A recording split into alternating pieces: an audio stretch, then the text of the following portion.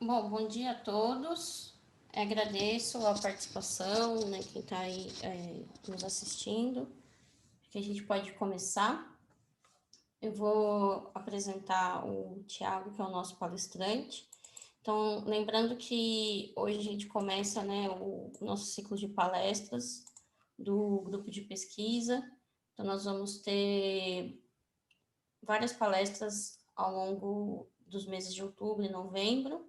E depois a gente pode colocar no chat as datas. Hoje, então, o Tiago, agradeço muito a presença do Tiago.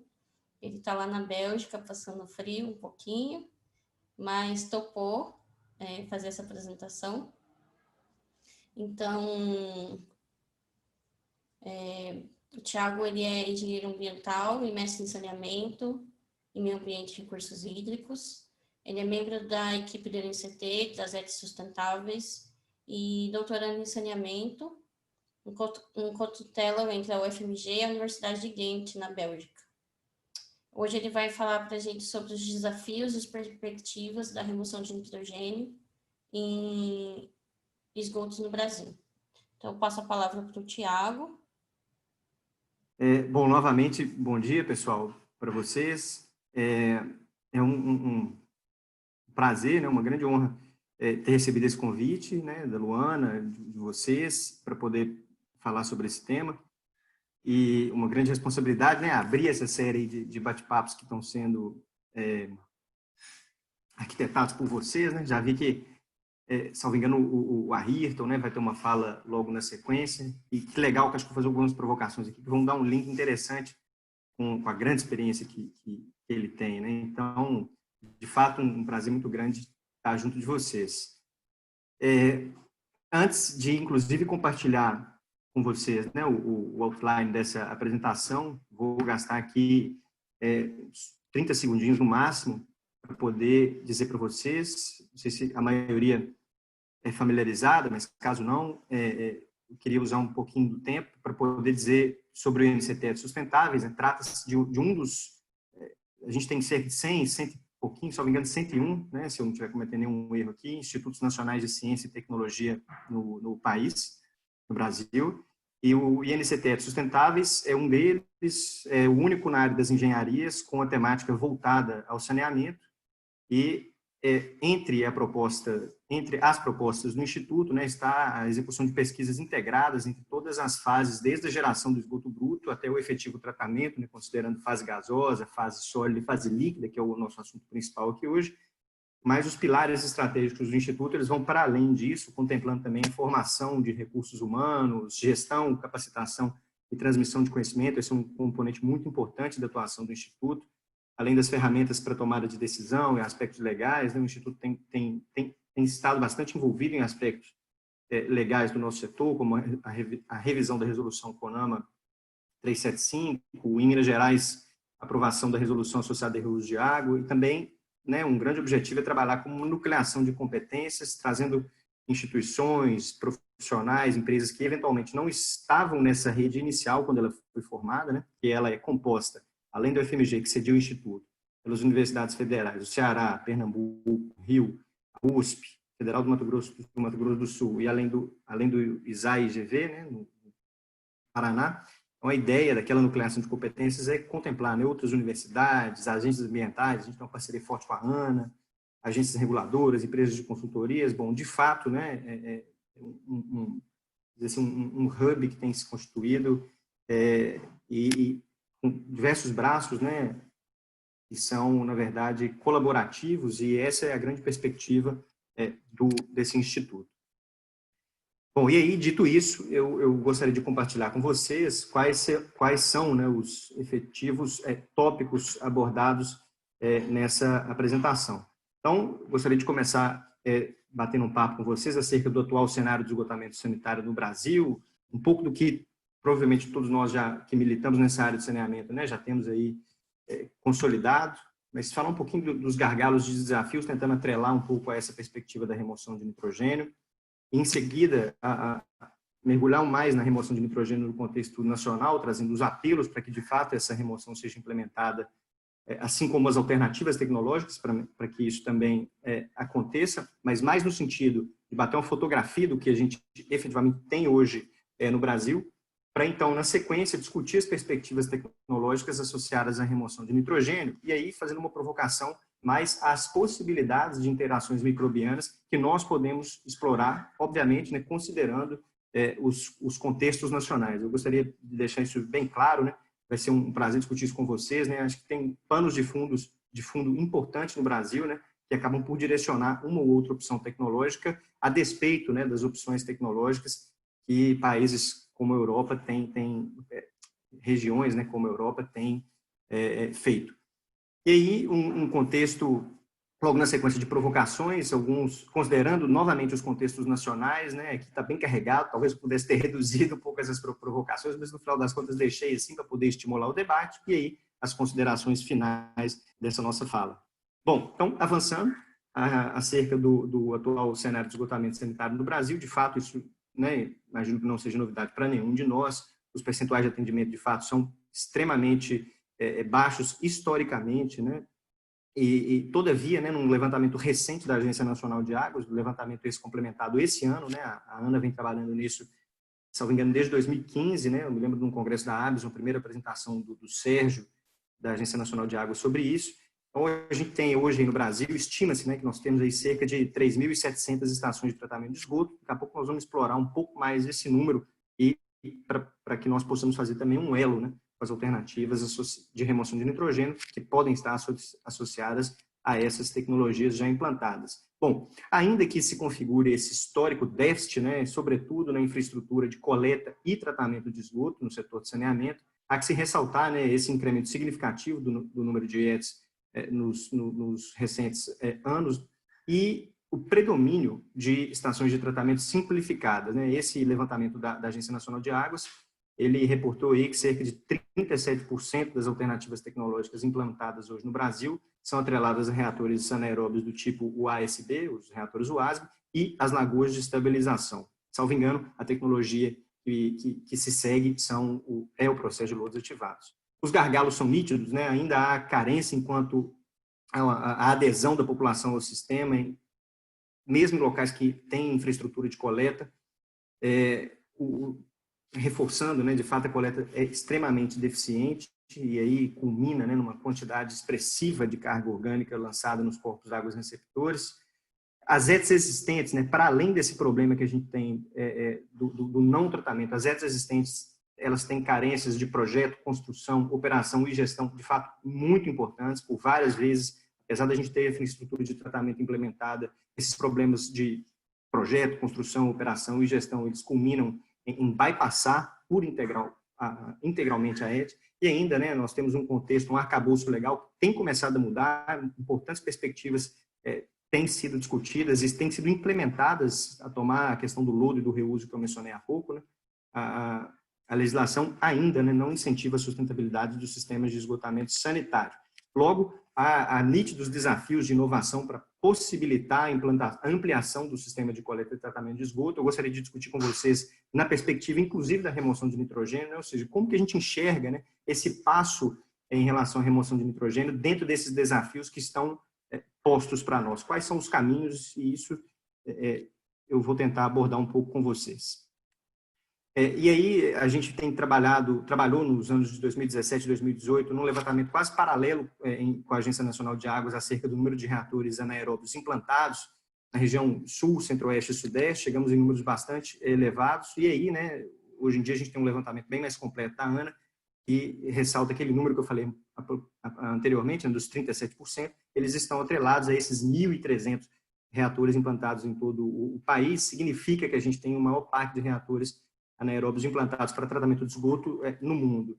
De fato, é uma tipologia que apresenta grandes vantagens associadas ao abatimento da carga orgânica. Todavia, né, há que se considerar que a remoção de nutrientes ela necessariamente precisa passar por uma etapa de pós-tratamento e que, na maioria das vezes, necessita ser aeróbia em função da necessidade de remoção de nitrogênio.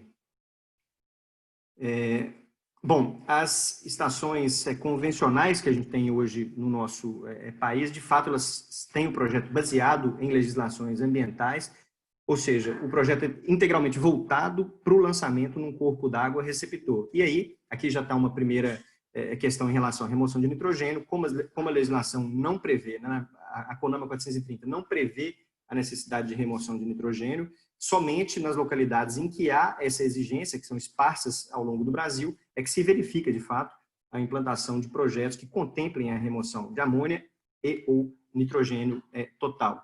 Bom, se essas estações de fato forem bem projetadas, construídas e operadas, há que se ressaltar que as elevadas eficiências de remoção de matéria orgânica são alcançadas, eventualmente também de nutrientes e patógenos, então elas cumprem o seu primordial papel de controle da poluição das águas, essas que de fato são bem operadas, construídas, projetadas. Todavia, há que se ressaltar, né, que há uma carência da percepção do retorno financeiro das estações de tratamento de esgoto, e eu diria que ainda mais, há uma carência da percepção do ganho ambiental em se ter uma estação de tratamento de esgoto. De fato, essa é uma mazela, né, que a gente verifica e que certamente está atrelada aos baixos índices de coleta e tratamento de esgoto que a gente tem no país. E aqui eu ressalto, né, o efluente líquido, ele é tipicamente, né, direcionado a cursos d'água, com a potencialidade, com a perda do potencial de nutrientes que ali existe, caso a gente esteja pensando em recuperação, e ainda com o impacto associado à poluição das águas, que nós vamos abordar nesse momento. Avançando, então, né, para a perspectiva de remoção de nitrogênio no contexto nacional, é que se ressaltar que os principais apelos, né, a gente pode fazer um paralelo entre os principais apelos, eles são globais, a gente pode fazer um elo direto, né, com o que a gente chama de limites globais. Né? Tem uma publicação que ela tem se mostrado notória, né, do ano de 2009, assinada pelo Rockstrom, acerca dos limites em que seriam toleráveis para a atividade humana no planeta Terra, e a gente já teria passado por 3 desses limites, que estão associados à perda da biodiversidade, às mudanças climáticas e ao ciclo do nitrogênio. Isso significa que a taxa de incorporação de nitrogênio reativo a partir do nitrogênio atmosférico, né, para a hidrosfera e para a litosfera, né, para o planeta Terra, né, a retirada de nitrogênio da atmosfera para esses compartimentos já passou o que efetivamente o planeta teria capacidade de suportar. E aí os impactos são nítidos, só para poder pensar algum deles aqui, o lançamento de esgotos, né, com a carga de nitrogênio elevada em cursos d'água culmina em aspectos tais quais esses que nós observamos aí no início do ano no Rio de Janeiro, né, o sistema Guandu sofrendo, né, com a floração de cianobactérias e prejudicando, né, o abastecimento de água na região metropolitana do Rio de Janeiro. É um fenômeno típico aí de eutrofização associado, né, ao lançamento sem o devido tratamento de esgotos domésticos e também industriais nesses corpos receptores. E as alternativas tecnológicas, então, que nós temos no Brasil hoje em dia, né? Aí eu ressalto, por isso que eu comecei falando com vocês da importância dos reatores anaeróbicos, que vocês vão perceber que a maioria dos processos que estão, se não todos, na verdade, né, que estão trabalhados aqui, são processos de pós-tratamento de efluentes anaeróbios, mas a gente poderia dizer, né, que essas eficiências típicas que estão relatadas aqui, elas também valem para os sistemas quando operados de forma individualizada, sem ser com pós-tratamento de reatores UASB. Né? Essa figurinha aqui eu retirei do capítulo 10 de um livro que a gente trabalhou recentemente, né? Esse capítulo foi liderado pelo professor Marcos von Sperling, e o que a gente pode ver é que as eficiências de remoção de amônia, considerando as tecnologias que a gente tem tipicamente no Brasil, elas só são mais elevadas, aí, considerando eficiências maiores do que 70%, para os filtros biológicos percoladores, os filtros aerados submersos, os lodos ativados e ainda as wetlands verticais. Bom, então, né, a gente poderia dizer que um rol, de certa forma, limitado das tecnologias que alcançam elevadas eficiências para remoção de nitrogênio amoniacal. Bom, a gente pode fazer essa análise também considerando a possibilidade da remoção conjunta de nitrogênio amoniacal e matéria orgânica. E se nós fizermos essa análise, nós vamos perceber que nesse canto direito superior do gráfico, né, situam-se as mesmas tecnologias que eu havia agora há pouco abordado, né, os lodos ativados, os filtros aerados submersos, as wetlands verticais e os filtros. Né? Notem aqui que está aparecendo os filtros preenchidos com espuma de poliuretano, os quais, de fato, nós temos observado, né, eficiências elevadas aí de remoção conjunta de matéria orgânica.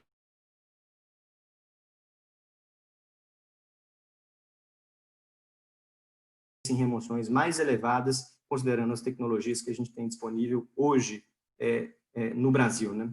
Em escala plena, estou dizendo, que há know-how para implantação, para o projeto e para a operação. Quando a gente chega na remoção de nitrogênio total, a figura ela se assevera um pouco mais. Nós percebemos, então, que aquele limiar de 70%, né, que a gente considerou na figura anterior, ele só é alcançado para os sistemas que contemplam lodos ativados, né, seguindo aí reatores UASB, com a remoção biológica de nutrientes. Fora isso, a gente poderia citar as lagoas de maturação, em sequência aos reatores UASB, com eficiências aí ditas intermediárias. De fato, né, há uma carência, a gente poderia dizer, talvez, de estratégias operacionais, tendo em vista que vários desses sistemas aqui poderiam passar por adaptações que levariam a maiores remoções de nitrogênio total. Todavia, isso não é algo, de fato, efetivado, né, nas condições, no contexto nacional. Bom, dito isso, eu gostaria de dar mais um passo aqui junto de vocês, no sentido de trazer as perspectivas tecnológicas associadas a essa remoção de nitrogênio e tentando fazer sempre um paralelo, né, novamente, com as nossas realidades nacionais. Compartilho essa tabela com vocês, né, e aqui eu gostaria de chamar a atenção para essa coluna que vocês estão vendo aqui, associada à produção de nitrogênio sob a forma gasosa, né? Então, o que essa planilha tenta dizer, eu capturei isso aqui, né, de um documento elaborado pelo grupo de pesquisa aqui na Universidade de Ghent, que tenta colocar, né, a maior quantidade possível de interações microbianas a partir de substratos e produtos, né, considerando os diferentes receptores de elétrons e produtos disponíveis para interação microbiana. Então, eu gostaria de chamar a atenção aqui para a produção do N2 e a gente vê, então, a possibilidade, né, de utilização ou a interface entre os ciclos do nitrogênio e o ciclo do carbono, com a remoção heterotrófica, né? Notem aqui que o carbono está funcionando como substrato, além, né, de nitrito e nitrato, ou seja, desnitrificação heterotrófica. O processo Anamox também está sendo evidenciado aqui, e notem que aparece logo aqui, né, interações associadas ao metano e ao enxofre, ou seja, né, a possibilidade de desnitrificação, considerando o metano como doador de elétrons, e também a desnitrificação autotrófica a partir do enxofre. Essas duas alternativas, vocês notarão que eu não me adentrarei nelas especificamente, a gente pode discutir, claro, né, sobre a pertinência, eu não me adentrarei nelas especificamente pela questão ainda, né, que existe uma quantidade elevada de metano, né, em supersaturação no efluente anaeróbio, e também de H2S dissolvido, né, enxofre sobre a forma de sulfeto de hidrogênio. Esses gases tipicamente vão ser dessorvidos, né, vai ocorrer o fenômeno de stripping, então logo o efluente seja veiculado para o pós-tratamento. Mas a gente pode discutir sobre a pertinência. Vocês vão ver, então, que eu vou me atrelar bastante aqui à remoção heterotrófica e a possibilidade de implantação do metabolismo autotrófico via nitrito, né, o Anamox, metabolismo Anamox. Notem vocês, então, que isso, desde, né, dos primeiros reports associados ao processo Anamox, esse processo ele é tido, né, como o processo de remoção de nitrogênio mais promissor. E o fato dele ser veiculado como processo de remoção de nitrogênio mais promissor, ele está especificamente atrelado a essa comparação aqui. Bom, notem que para nitrificação e desnitrificação convencionais há um requerimento de carbono associado à quantidade de nitrogênio no efluente. A mesma coisa para nitrificação a partir do nitrito. E aqui nós temos, né, a comparação com a nitrificação parcial e o processo Anamox. Bom, o fato de ser considerado promissor está nitidamente atrelado, né, a não necessidade ou não requisito de carbono orgânico para o processo, atrelado ao menor consumo de oxigênio, tendo em vista, né, que não há necessidade de fazer uma oxidação completa da amônia. Isso pode ser, a oxidação da amônia ela acontece de forma parcial a nitrito, e ainda, né, não é toda a amônia que será oxidada, para que de forma, né, que ao final desse processo ainda exista amônia não oxidada e nitrito, que sim suplementarão o processo Anamox. Bom, essa relação aqui, né, o processo de PNA, o processo de remoção, de nitrificação parcial, seguido por anamox, ele então demanda 100% menos de DQO e 60% menos de aeração. Esses números aqui, eles vêm por uma simples, né, relação entre estes números e aqueles verificados para nitrificação, desnitrificação convencional. Então, daí que vem, né, a possibilidade ou, né, esse título do processo de remoção de nitrogênio mais promissor. Eu coloquei a carinha de dúvida ali para que nós possamos discutir. Será que isso, de fato, se aplica às nossas condições? É importante verificar, né, que essa demanda aqui nula de DQO e de aeração, a nossa linha de base, né, a nossa referência de comparação é o processo de lodos ativados. É importante ter isso em mente. Bom, trata-se, né, esse processo de nitrificação parcial seguido por anamox, ele tem sido implantado especialmente para condições de side stream, né, para elevadas concentrações de amônia, isso já é bastante consolidado, mais de 100 plantas operando em diferentes localidades do mundo, com diferentes nomes, né, Cannon, Holland, Demon, todas elas, na verdade, estão se referindo, né, à remoção de nitrogênio a partir da nitrificação parcial seguido por anamox. E o Sharon aqui, mesma coisa, só que em 2 reatores. Em vez de fazer um processo em etapas simples, o processo feito tem a nitrificação parcial num reator, seguido pelo processo de remoção do nitrogênio em outro reator. Essa, em síntese, né, é a diferença. Bom, e aí trazendo algumas possibilidades, pensando realmente, né, no que eventualmente a gente poderia considerar para as nossas condições. Né? Aqui notem que eu estou repetindo, né, o processo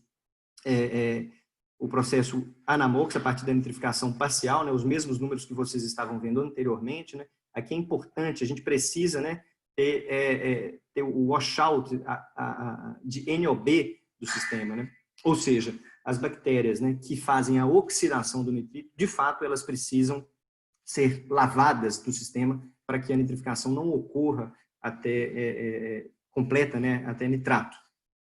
Existem vários mecanismos para isso, né? Talvez o mais efetivo, de fato, o controle do oxigênio dissolvido disponível para a reação. Esse controle, de fato, ele não é simples, né? Ele exige uma demanda operacional significativa e aí tem surgido a possibilidade, então, de levar essa nitrificação completa até nitrato, fazendo na sequência o que a gente chama de desnitrificação parcial seguida de anamox. Ou seja, não há necessidade de um controle estrito aqui de oxigênio, e então o processo de desnitrificação ele seria, né, haveria a coexistência da desnitrificação heterotrófica e do processo anamox.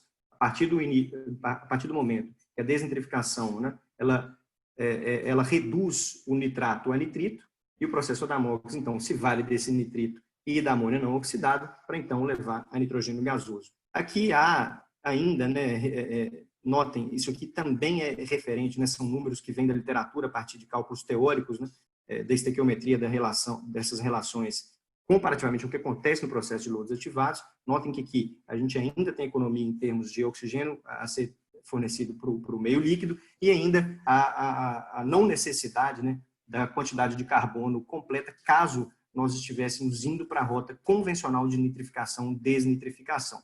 Bom, vamos discutir um pouquinho mais ainda sobre isso. E ainda, né, é interessante notar, eu coloquei como título desse slide aqui, né, o ciclo do nitrogênio em contínua evolução. Ainda que processos aí sejam conhecidos, né, de forma secular, nos processos de nitrificação, em 2015, né, teve essa publicação na Nature associado a uma bactéria, a uma NOB, né, uma bactéria oxidadora do nitrito, que teria capacidade, na verdade, de fazer a oxidação completa, né, da amônia a nitrato.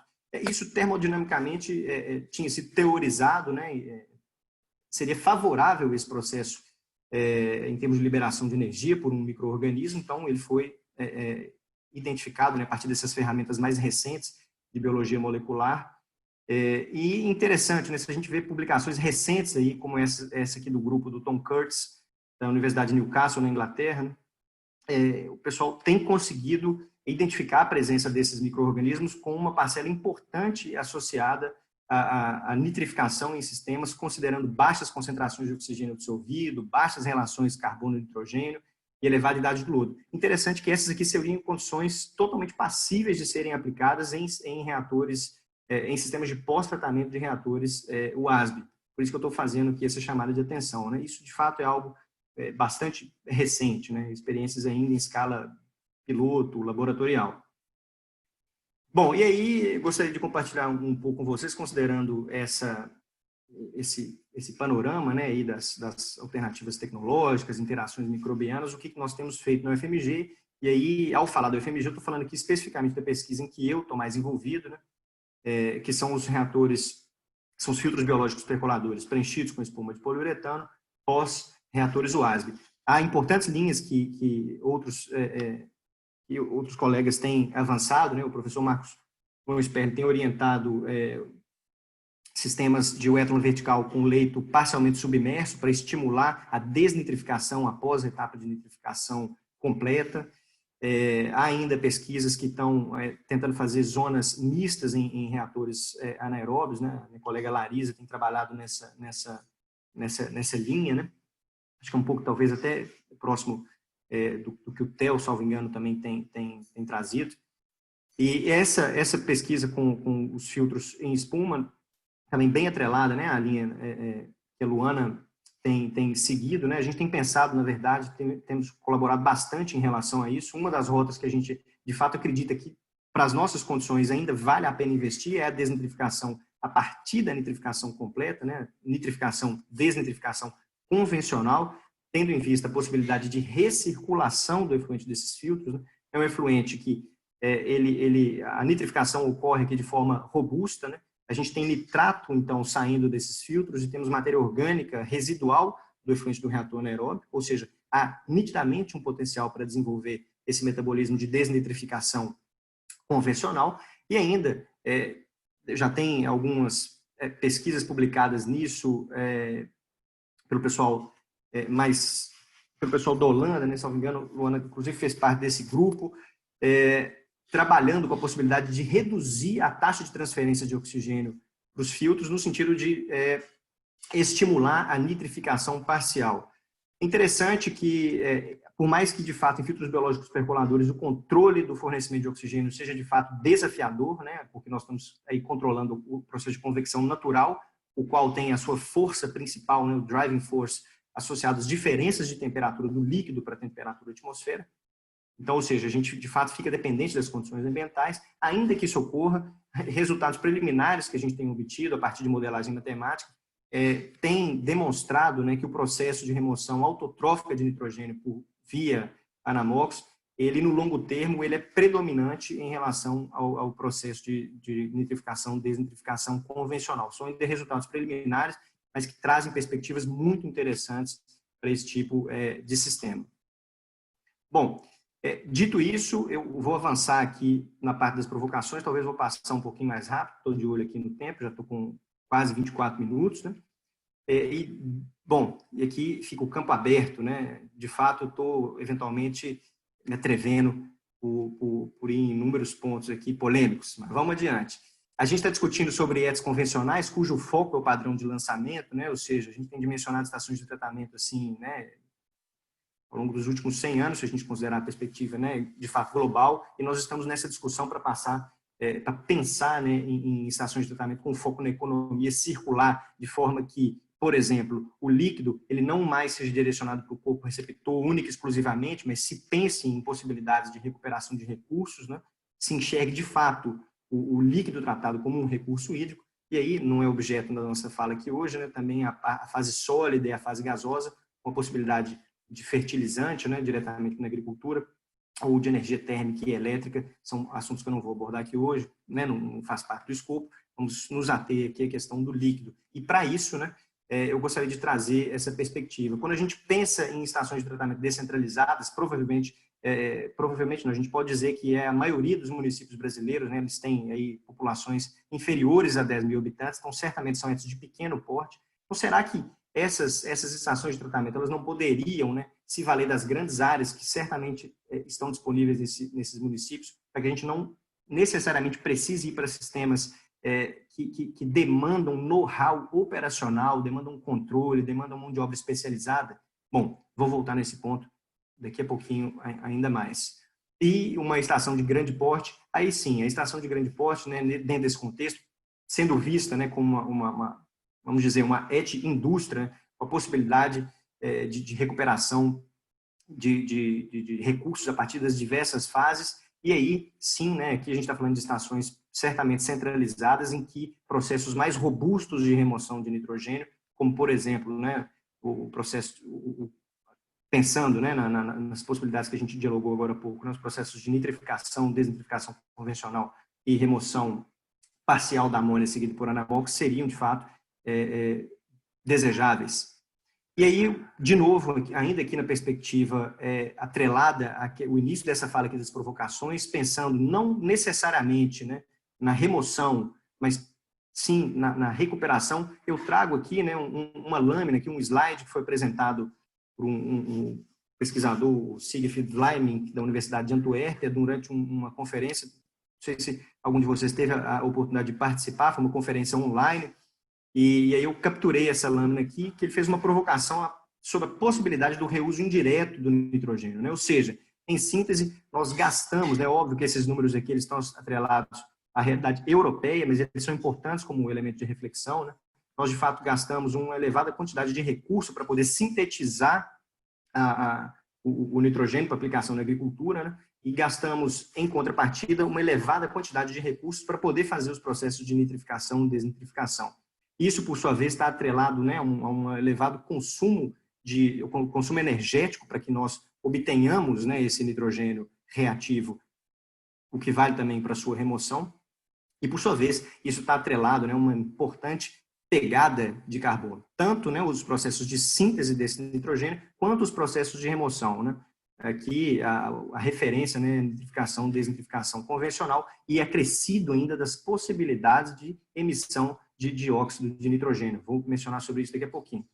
E, interessante, há um potencial que é, vamos dizer, considerável frente, né, à produtividade do processo Haber-Bosch, né, o principal processo de remoção de nitrogênio da atmosfera. Há uma importante quantidade, né, de nitrogênio que poderia fazer frente, inclusive, né, à quantidade de nitrogênio que nós, hoje em dia, né, retiramos da atmosfera, caso nós utilizássemos, né, aí contexto europeu isso, né, caso fosse utilizado, né, todo o conteúdo de nitrogênio presente, né, nesses em esgotos e demais efluentes, né.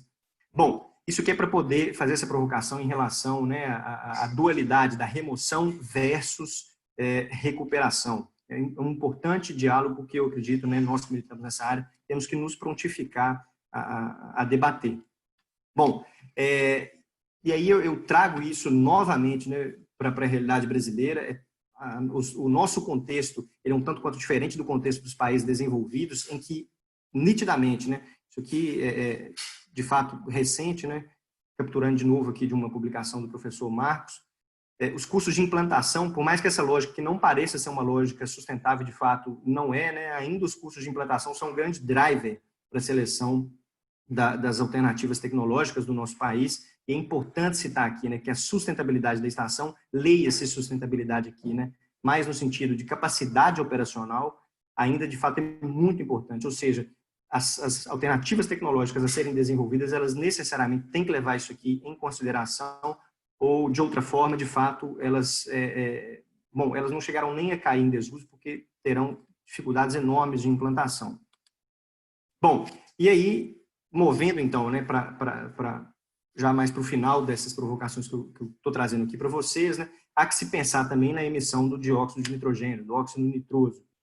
Bom, há 3 rotas conhecidas pela ciência, né, 2 delas associadas ao processo de remoção de amônia pelas bactérias oxidadoras de amônia, as AOBs, né? Então há 2 rotas aí bem consolidadas e uma terceira associada à desnitrificação. Então, a desnitrificação, no sentido, a desnitrificação, né, tem sido colocada como uma possibilidade, como uma rota atrelada à emissão e também ao consumo das emissões de N2O. Bom, por que isso é importante? Por que eu estou trazendo isso aqui para vocês? Bom, a emissão de N2O em função, né, da nitrificação, desnitrificação, ela tem sido colocada de forma importante, especificamente, né, porque eu tomei a liberdade aqui, né, de pegar duas apresentações de slide, essa aqui e uma outra que vai aparecer logo na sequência, com mensagens aí de keynotes durante essa conferência que eu mencionei a vocês. Uma das mensagens é que, né, em monitoramentos feitos, isso aqui é uma estação de tratamento na Finlândia, quaisquer emissões de óxido nitroso, elas, no balanço das emissões da estação de tratamento, dos benefícios ambientais associados ao tratamento de esgoto, elas foram superiores, né, ao que se efetivamente salvou em termos de energia e inserção adicional de carbono para a desnitrificação, ou seja, demonstrando, né, que há uma importante pegada de carbono, né, equivalente associada às emissões de N2O. E aí, essa apresentação, particularmente, eu achei bastante interessante. O sumário dessa apresentação, que eu destaco esse item aqui em específico, foi feito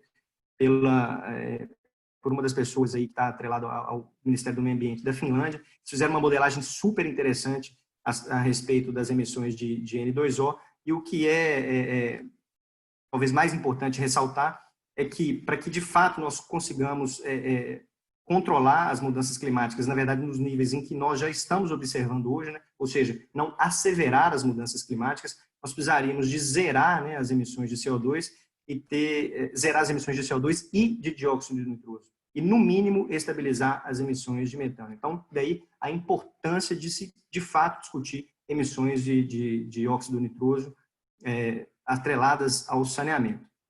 Bom, posto isso, então, eu gastei aqui quase 2 minutinhos a mais, avanço para as considerações finais, para que a gente possa dialogar sobre esses pontos, trazendo novamente perguntas, mas algumas tentativas aqui de elocubrar os porquês. A remoção de nitrogênio no Brasil, ela é incipiente, certamente devido a aspectos legais. Nós não temos uma legislação de fato nacional, né, que apresente isso de forma clara, essa cobrança. Obviamente porque o foco, né, está na remoção de carbono em função da necessidade de nós implementarmos, né, soluções graduais e metas progressivas, tal qual a política de recursos hídricos prevê. Então, de fato, né, a próxima etapa necessariamente seria a remoção de nitrogênio desses efluentes, é o que se espera. Essas alternativas tecnológicas que eu vim dialogando aqui com vocês, né, elas, de fato, a maioria são praticáveis, de fato, comprovadas, né, o que eu poderia ressaltar, a possibilidade do reuso indireto, realmente, quando se mostrar, né, viável em função do arranjo local, há que ser considerado, né?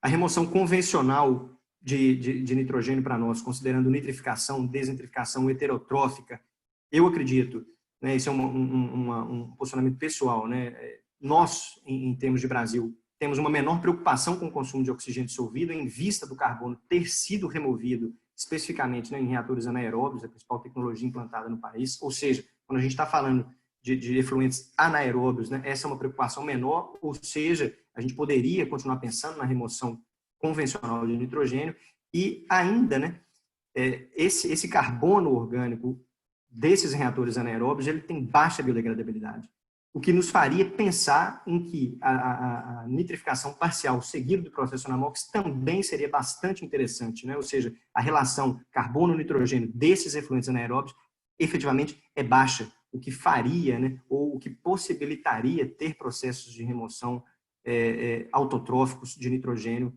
nos pós-tratamentos, de forma efetiva. E, bom, os impactos ambientais, especificamente trazendo essa questão do N2O que eu mencionei agora há pouco, né, será que existe aqui, vocês estão vendo que eu estou colocando uma pergunta e respondendo com outra pergunta, né? Será que seria um trade-off, né, uma avaliação de benefícios entre poluição hídrica e poluição atmosférica, considerando, né, o cenário nacional? Certamente, né, esses efluentes não tratados que estão indo para os corpos receptores, está ocorrendo a emissão de N2O nos corpos receptores, né?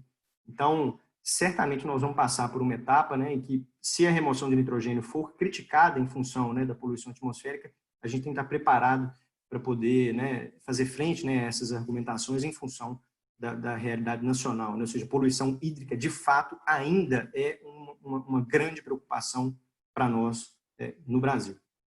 Bom, dito isso, gostaria de agradecer muito a atenção de vocês e estou totalmente aberto, né, para a nossa discussão. Muito obrigado.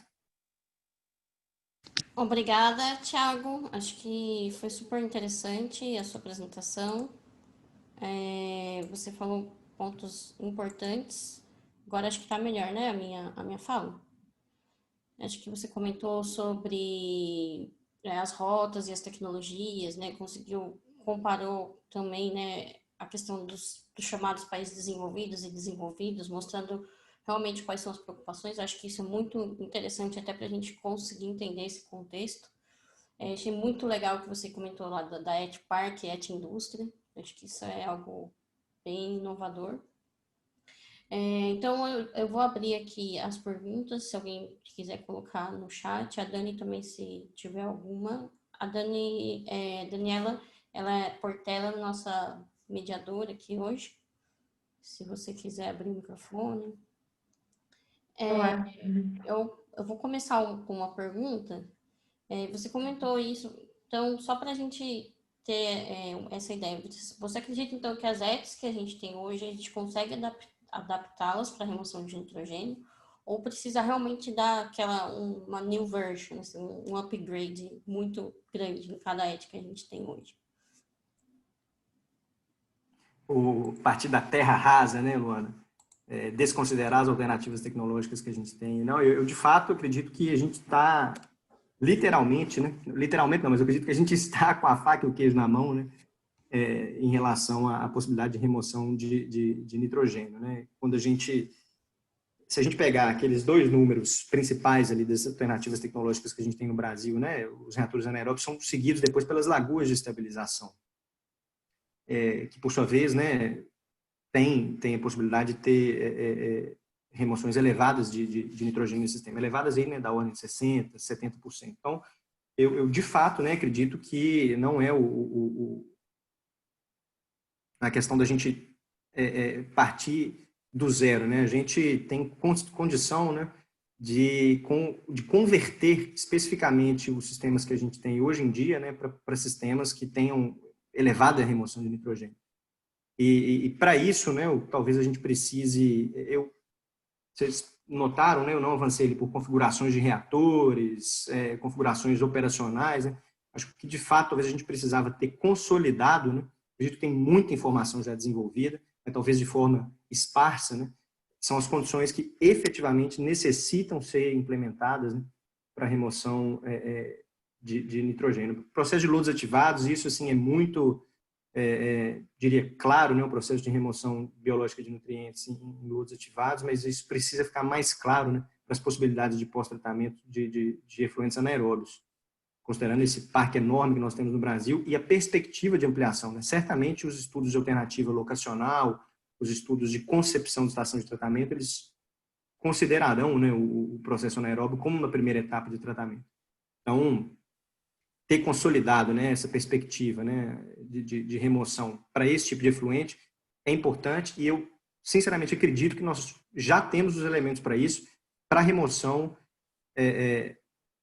convencional, né, nitrificação, desnitrificação heterotrófica. Para autotrófico, eu acho que ainda, a depender da tecnologia, a gente tem bastante elementos, mas ainda há um campo grande quando a gente pensa em passar, né? Exato. Quando a gente pensa em escala plena. Legal. A gente tem duas perguntas. Quer ler, Dani? Pode ser. Eu também tenho uma pergunta depois, mas vamos aqui na ordem. O Ronaldo Leite, ele perguntou o seguinte: Tiago, o que você acha do processo Sharon Anamox para lixiviado de aterros sanitários com alta concentração de amônia? Ronaldo, né? Ronaldo, eu confesso que o side stream, esses processos aplicados a elevadas concentrações de amônia, eu particularmente nunca trabalhei com eles, né? Mas, assim, tenho contato com pessoas que já, inclusive, operaram, né? Sharon, seguido por Anamox, e são processos muito consolidados, né? O que eu poderia te dizer é que de fato, né, o Sharon, especificamente, né, que é um reator, que é uma concepção em que prevê, né, a nitrificação parcial num reator seguido pelo processo de remoção de amônia em outro, de fato, bastante robusto, né? Eu vejo com bons olhos, né? Agora, tem uma questão associada, né, eventualmente, à composição desses lixiviados de aterros sanitários que pode trazer alguma inibição. Não sei se sua pergunta estava avançando nesse sentido, né? E aí eu particularmente nem me arriscaria a dizer se esse é o caso, sabe? Não sei se sua pergunta estava avançando mais nesse sentido da inibição, mas o que eu poderia afirmar é que trata-se de um processo consolidado, né, para altas concentrações, né, para side stream, e que de fato tem sido muito aplicado. Aí tem mais uma, que é do José Henrique. Qual que é a vantagem de usar desnitrificação parcial, Anamox, ao invés de nitrificação parcial, Anamox? Seria mais viável ou interessante? O que você acha dessas duas rotas? Beleza. Obrigado, José Henrique. Essa pergunta, de fato, é bastante interessante. A desnitrificação parcial seguida da Anamox, né, talvez o grande apelo, né, esteja, né, em relação à questão do controle fino do oxigênio dissolvido que a gente precisaria ter caso, né, a gente queira implementar a nitrificação parcial seguida de Anamox. Então, bom, eu diria a você que, por exemplo, um dos resultados que eu compartilhei sobre a modelagem, né, desses sistemas que utilizam filtros de espuma, né, sistemas que eu tenho trabalhado mais, o que, o que faz com que a remoção autotrófica de nitrogênio via processo Anamox, ela prevaleça em longo prazo é justamente o mecanismo de desnitrificação parcial, ou seja, a coexistência, né, da desnitrificação heterotrófica com o processo Anamox. Bom, esses processos, de fato, eles vão acontecer de forma... eles vão coexistir, né? Eles necessariamente vão coexistir quando se tem biomassa heterotrófica. A grande possibilidade de ter isso eventualmente em reatores separados ou a grande vantagem, né, de fato, em relação à nitrificação parcial, eu diria, sendo bem objetivo, é a menor preocupação em relação ao controle, né, do oxigênio dissolvido para essa etapa de nitrificação parcial, né? Ou seja, poderia-se ir diretamente a nitrato sem maiores problemas. Ou seja, seria uma vantagem talvez mais de natureza operacional, né? Porque se você fizer as contas de fato, né, se você for por uma perspectiva totalmente teórica, obviamente, né, o processo de nitrificação parcial seguido de Anamox é mais vantajoso. Obrigada, Thiago. A gente tem mais uma pergunta aqui do Theo. Ele perguntou o seguinte: Thiago, você consegue vislumbrar a viabilidade de precipitação de estruvita como parte das inovações para lidar com nitrogênio em ETS? Vamos estar aberto aqui, né? Tá. Theo, obrigado pela pergunta. Bom, eu tive a oportunidade de ver, né, algumas plantas operando com precipitação de estruvita, mas aí, de novo, né, pensando em side stream, né? Ou seja, estações que tinham, né, processo de lodos ativados, digestão anaeróbia do lodo, e aí, né, o reject water, né, a fração ali o digestato, né, aí sim sendo utilizado para recuperação de estruvita, né, nessa interface com o ciclo do nitrogênio. Para o mainstream, em função, né, das pequenas concentrações, né, eu de fato vejo dificuldades, né. Então, pensando na realidade nossa, né, quando a gente tem estações que de fato têm um processo de lodos ativados que não seja geração prolongada, né, que a gente de fato tenha digestão anaeróbia, acredito que sim, possa ser uma opção. Todavia, o que eu tenho observado para a estruvita especificamente, Theo, é que assim, isso tem que estar muito atrelado a uma demanda de mercado, né? Então, se não há um mercado consolidado para isso, acaba ficando desinteressante, né? A não ser, né, que isso de fato seja para poder reduzir o loop ali de fósforo e nitrogênio na planta sem a perspectiva comercial, né? O que poderia ser feito inclusive de outras formas. Então, eu acho que assim, para a gente poder ter isso de fato consolidado, há que se ter, né, uma demanda consolidada no mercado. E isso ainda está totalmente incipiente na nossa realidade, né? Mas eu enxergo de fato um campo muito importante para esse tipo de demanda. Ah, legal. A Dani, acho que tem uma pergunta. Isso é mais ou menos até nessa linha do TEL, porque às vezes eu vejo que tem essa discussão separada. É falar remoção de nutrientes, mas aí fala ou só do fósforo ou só do nitrogênio. Será que falta um pouco, não sei, de integrar essas duas, tanto o nitrogênio como o fósforo nessas discussões aí? Que... Pois é, Daniela, essa observação é importante. Eu acho que a gente sempre lida, né, com essa questão de remoção ou recuperação de forma muito dual, né, ou uma alternativa ou outra, né. Eu acho que igual colocado pelo Theo agora, né, uma pergunta acerca da estruvita, né, há campo para poder ter essa interface em determinadas alternativas. Agora, outras eu enxergo com um pouco, talvez, restrição em função, né, das opções tecnológicas que a gente tem, né. Se a gente pensar no mainstream, né, no tratamento do esgoto, pensando sem ser tratamento de lodo, né, na fase líquida propriamente dita, né, as baixas concentrações, de fato, acho que elas são um limitante.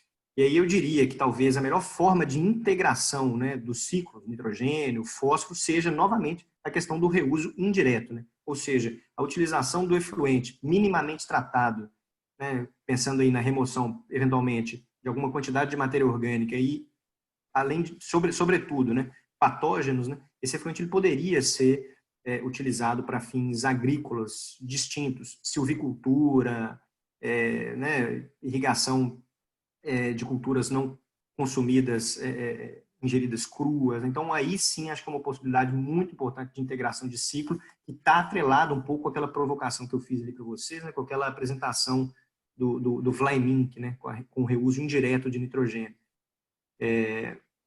Acho que eu pensaria mais nisso. Agora, quando a gente pensa nessas alternativas associadas, né, à fase líquida propriamente dita, em estações centralizadas, as baixas concentrações, elas são um gargalo. O que não se verifica, né, tal como a gente estava discutindo agora há pouco, para a fase sólida. Bom, Tiago, eu tenho uma pergunta também. Qual que você acha que é o principal desafio para a aplicação da Namox no Brasil? Você comentou alguma coisa disso, mas acho que não chegou a ir a fundo, né, nessa discussão. Então, só o que você acha? Beleza, Luana, obrigado. Bom, talvez resumir assim num principal desafio seja até ousado, né? Acho que a gente tem capacidade e know-how, né? Tem bastante know-how já desenvolvido em escala nacional, né? Muitos profissionais extremamente capacitados, né, trabalhando com isso já há bastante tempo. O que talvez o passo que precisa ser dado, né? Ou seja, acho que ainda há uma restrição muito grande em relação à remoção de nitrogênio de forma geral no Brasil, porque isso não é uma demanda premente, né? Ou seja, a gente ainda tem outros campos a serem sanados, né? E talvez o que a gente, de fato, peque, né, no momento de ter isso implementado em escala plena no controle operacional, sabe? Então, talvez o controle operacional associado, né, à questão do oxigênio dissolvido na fase líquida, isso ainda seja algo que, assim, assuste, né? O que a gente passa especificamente para a escala plena, né? E, bom, eu talvez iria por esse caminho, sabe, Luana? E, bom, tem uma questão importante, né? A adaptação das tecnologias, pensando na remoção convencional, ela talvez precisasse ainda, né, de ter alguma evolução para que, de fato, a gente pudesse, né, pensando aí nessas questões, fazendo essa alusão, né, com as metas progressivas, graduais, talvez seja um passo que a gente, de fato, tenha que dar, né? Agora, condições operacionais, aí novamente é um aspecto importante, né? Eu acho que carece, sabe, Luana, da gente ter isso bem consolidado, eventualmente em português, sabe? Como se fosse uma publicação assim, de fácil acesso, algo que contemple, né, o que de fato a gente já poderia dizer que está consolidado, né, em termos de estratégias operacionais. Obrigada, Thiago. A gente tem mais uma pergunta aqui no chat, é do Vitor Barbosa. Até que ponto as wetlands poderiam sanar a problemática da liberação de efluentes com alta concentração de nitrogênio? Tá, beleza. E Eu queria aí, só só vou... para colocar, eu Desculpa, acho Luana, que a pode gente falar. encerra. Eu tenho mais uma pergunta para a gente encerrar, que aí a gente consegue ir até umas 11h40, né? Que a gente começou um pouquinho mais tarde, para fecharmos em uma Beleza. hora. Então, sobre as wetlands. Perfeito, Luana. Só me permita só um adendo ao ponto que a gente estava discutindo anteriormente. Vai ser bastante legal. Eu assim estou ansioso para ouvir as experiências do Ayrton, né? Bem interessante o título que vocês colocaram lá, né? Dos 15 anos de experiência. Quem sabe, acho que ele vai ter bastante propriedade para dizer, né? E aí, o que falta, né, para a gente dar esse passo para a escala plena, né? Trazendo um pouco dessa experiência aí da Embrapa com efluentes com elevada concentração de amônia. Bom, wetlands. O que eu tenho verificado, né, de avanços assim em relação às possibilidades com as wetlands tem sido a intermitência, né, no regime, na verdade, perdão, a submergência, né, especificamente de wetlands verticais, né, que tem uma elevada remoção de nitrogênio amoniacal, para a possibilidade de desnitrificação heterotrófica, né? Eventualmente essa submergência, um bypass de esgoto bruto ou do efluente anaeróbio, caso essa wetland seja precedida, né, por um reator anaeróbio. Então, bem nesse sentido. Agora, a pergunta está dizendo, né, efluentes com alta concentração de nitrogênio. Não sei se está alguma dinâmica associada a tratamento de efluentes industriais. Eu não me arvoraria por esse lado. Acho que aí carece, né? Inclusive o pessoal que tem trabalhado com ela há mais tempo, talvez careceria de elementos para poder avançar nesse sentido, né? Mas eu faria, inclusive, um paralelo entre as wetlands e os filtros percoladores. As configurações operacionais e as possibilidades, né, de estratégia nessas duas unidades são um tanto quanto semelhantes para a remoção de nitrogênio. Essa da submergência que eu mencionei agora há pouco, parece que tem se verificado bastante interessante, né? Tem uma colega de doutorado, a Camila, orientada pelo professor Marcos, se não me engano, defendeu a tese dela terça-feira, com bons resultados, considerando essa configuração que eu mencionei agora há pouco. Ah, legal. E agora eu tenho duas perguntas para a gente finalizar. Por que você acha que, assim, vendo aquela publicação que a gente tem, né, dos limites planetários, a gente percebe que a mudança climática tem um menor limite ali ultrapassado do que, por exemplo, o nitrogênio ou o fósforo. Por que você acha que, então, isso não é tão divulgado, não é tão conversado? E a mudança climática, por exemplo, ela é mais discutida e as pessoas se preocupam mais, né? E aí você acha, assim, que a legislação vai mudar a ET ou a ET vai mudar a legislação? Bom, ótimas perguntas, bastante provocativas. A primeira delas, inclusive, eu acho que a gente precisaria ali dar uma revisada no trabalho do Rockström. Vou primeiro pegar essa primeira pergunta, né? É uma publicação naquelas comunicações rápidas da Nature em 2009, né? E assim, como nós sabemos, a Nature ela tem como se fosse um tabloide inglês, né? Óbvio, são trabalhos de elevada qualidade científica, mas também são trabalhos que chamam atenção, assim, né? Tem limites planetários. Então, ou seja, há um apelo quase que jornalístico, eu diria. Mas, bom, estou dizendo isso não para poder trazer deméritos para o trabalho, um trabalho de fato muito valoroso. Se a gente der uma olhada nesse trabalho, né, faz inclusive algum tempo, né, que eu não retorno a ele, mas quando eu estava nesse processo de leitura desse trabalho em específico, há uma relação nítida entre esses sistemas. Eles não são a justificativa, né, que o Rockström usa é justamente que não há como aquele infográfico é para chamar a atenção, mas de fato não há como ter uma interpretação separada, porque um compartimento ele está atrelado ao outro. O ciclo do nitrogênio e do fósforo, por sua vez, está extremamente atrelado, né? Então, ele vem fazendo esse diálogo ao longo desse paper.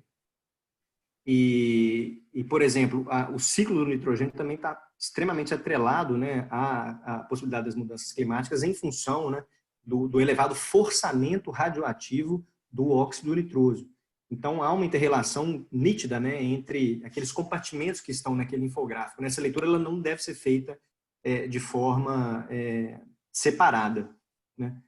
Agora, é uma provocação interessante essa que você fez, né? Ou seja, por que que então, a mudança climática ela é divulgada com maior peso, né, do que, por exemplo, os impactos associados ao ciclo do nitrogênio?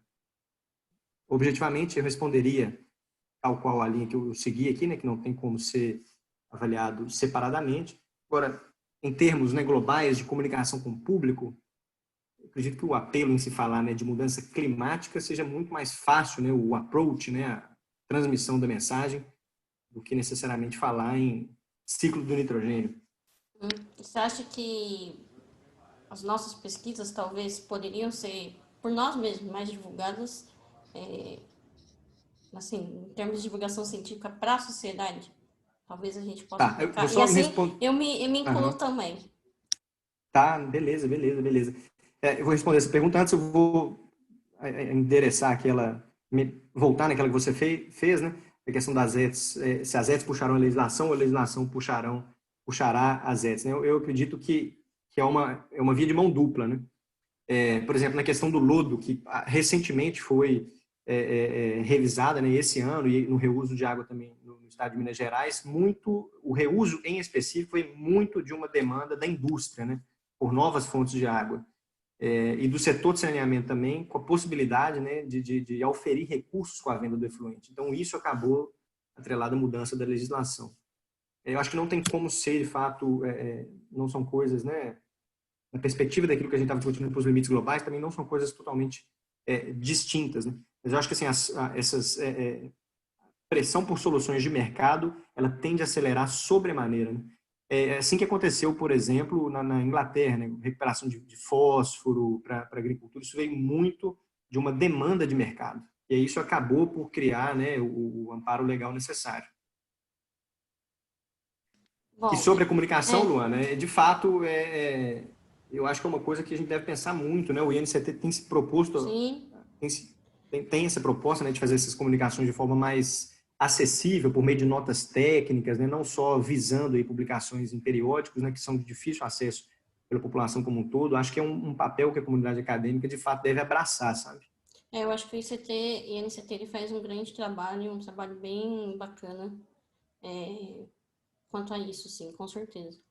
E, bom, então eu agradeço, Thiago, a sua participação. Eu acho que foi fantástica a sua apresentação, a nossa discussão.